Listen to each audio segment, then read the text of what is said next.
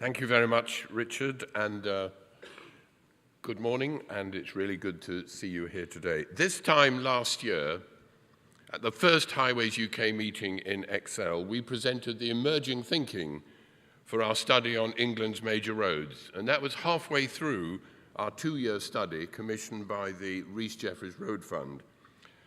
I'm really delighted to be here at the second Highways UK to present our final report, A Major Road Network for England, published last month. And what we're presenting is, as the title says, a fresh approach to the roads that matter most, roads that provide businesses the accessibility, connectivity and reliability they need, even more important in these post-Brexit days. And that, of course, is the theme of this whole session, not just what I'm presenting to you today, as you will hear from the three subnational transport bodies to follow me. A copy of the report summary is available on your seats and your tables, and on the back page you can see how to access the main study report shown here on the slide.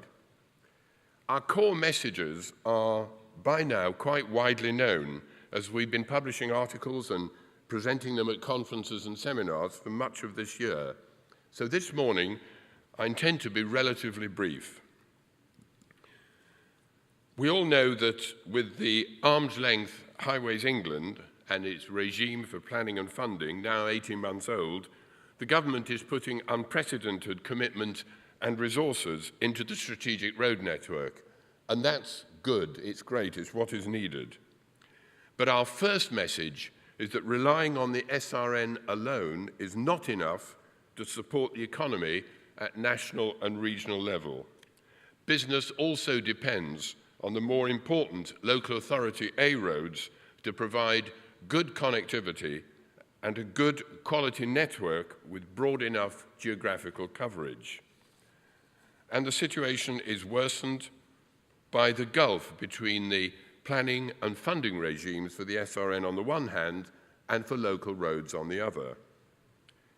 Our remedy, set out clearly in our report, is firstly to identify a more extensive network of motorways and A roads, SRN and local authority, that meet the user's needs of greater connectivity and broader geographical coverage, and this becomes our major road network. Second, to advocate a consistent planning and funding regime for this wider network to help get resources spent in the right way and on the right schemes and made fit for purpose in the right way. Most importantly, to ensure this works for the user and for the communities it passes through, this network must indeed become fit for purpose, and we suggest what this means both in the short term and the long term. What we're presenting is a toolkit to help plan and deliver a better service from our major roads. It's not a detailed future blueprint. That's up to local and central decision makers to develop.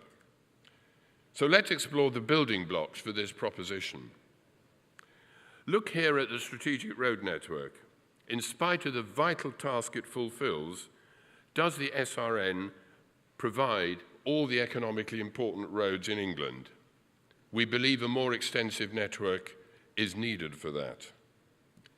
And we identified, and this is set out in the first inside page of the report on your table, we identified, using objective criteria, 3,800 miles of local authority-controlled A roads in England, pretty heavily trafficked, especially with commercial transport, providing the essential connectivity by filling in the gaps in the SRN. And putting these alongside the SRN creates the 8,000-mile major road network, the MRN, and this carries 43% of the nation's traffic, 3/4 of its heavy goods vehicles on 4% of its roads. And this concept is at the heart of our study, and it's a very simple idea, really.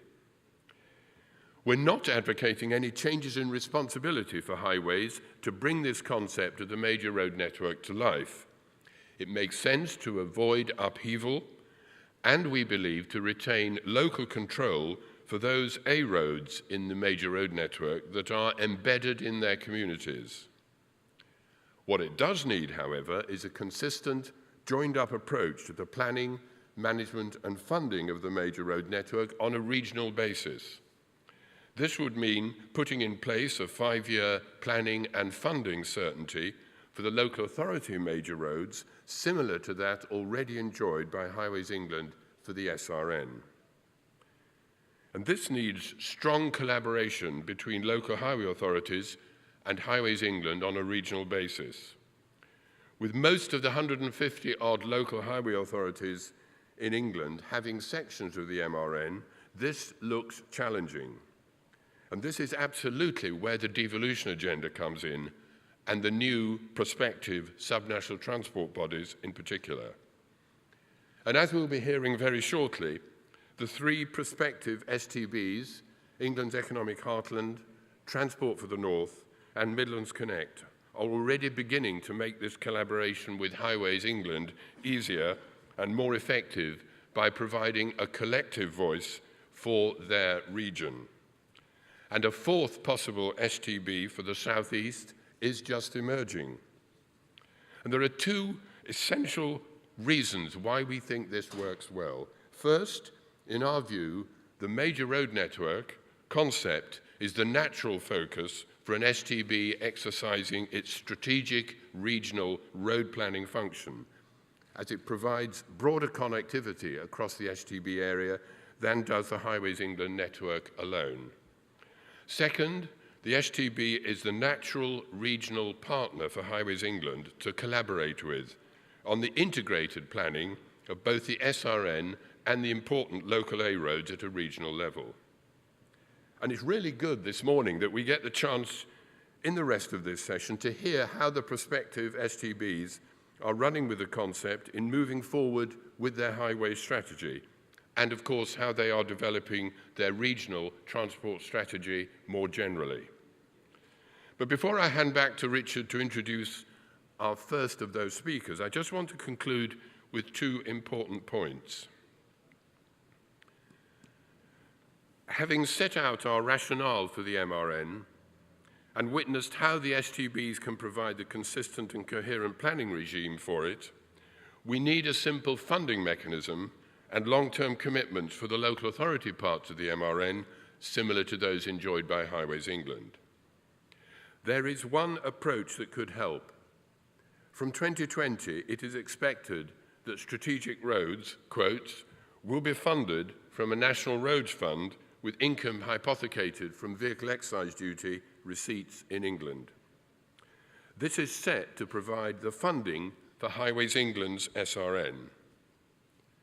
We think that enabling the National Roads Fund to extend its contribution to local authority major roads as well should help this idea of the National Roads Fund to support regional economies more effectively. Now, on certain assumptions, we believe there should be headroom in the National Roads Fund after meeting Highways England's commitments, enough to make a real difference to the funding of local authority major roads. And as long as this were additional, at least in part, to local authorities' existing funding sources, it would free some of those resources for them to tackle the deteriorating condition of their minor roads. The other core message of our study is that the major road network must be fit for purpose to deliver its potential for users and for the communities and the businesses that it serves. This isn't just motherhood and apple pie. It's time we focused on what we should all be able to expect from our major roads. And we set out 6 essential components of what fitness for purpose means, and you can see these on pages 3 and 4 of the report in front of you, the summary in front of you. Briefly, setting and meeting reasonable service expectations for users, and this is users of all modes of travel on the network, having effective asset management and capacity utilization, and effective regimes for safety management. Fourthly, mitigating impacts on communities and the environment, and particularly in relation to air quality. fitting into the more complex transport policy requirements of urban areas, and a planning regime which manages network capacity and demand at a strategic level, and also integrates by joining the dots with economic and spatial planning. Now, individually, these are nothing new. Many are written into current standards and best practice. But what we believe is new is bringing these together into one high-level framework with a focus on the users and what works for them in all their variety and diversity. Now, it's significant that much of this thinking of fitness for purpose, not using that language, is already reflected in Highways England's licence conditions and performance targets. But as we know, there is no equivalent framework, even at a high level, for local authorities or their major roads. Now, here on this platform yesterday, Jim O'Sullivan recognised yesterday morning the opportunities for some transfer of best practice from Highways England in some of the areas that I've mentioned. And we think both users and taxpayers should expect their major roads to become fit for purpose in a systematic way. And this also lines up with what Anthony Smith said yesterday about Transport Focus's understanding of what the users are looking for. So it isn't a blueprint for a major road network, it's a toolkit to help plan and deliver a better service from our major roads, one that more closely matches the needs of users, business and communities, and helps to support and stimulate regional economies more widely across the country. I'm pleased to say that we seem to be seeing growing support for our concept and proposition, and we have already started a productive dialogue with government. And by the way, do please join us at a reception in the lounge just outside there at 12:45 today. There's a flyer in your report at which we are taking the opportunity at this conference to mark and celebrate the publication of our report. Thank you very much.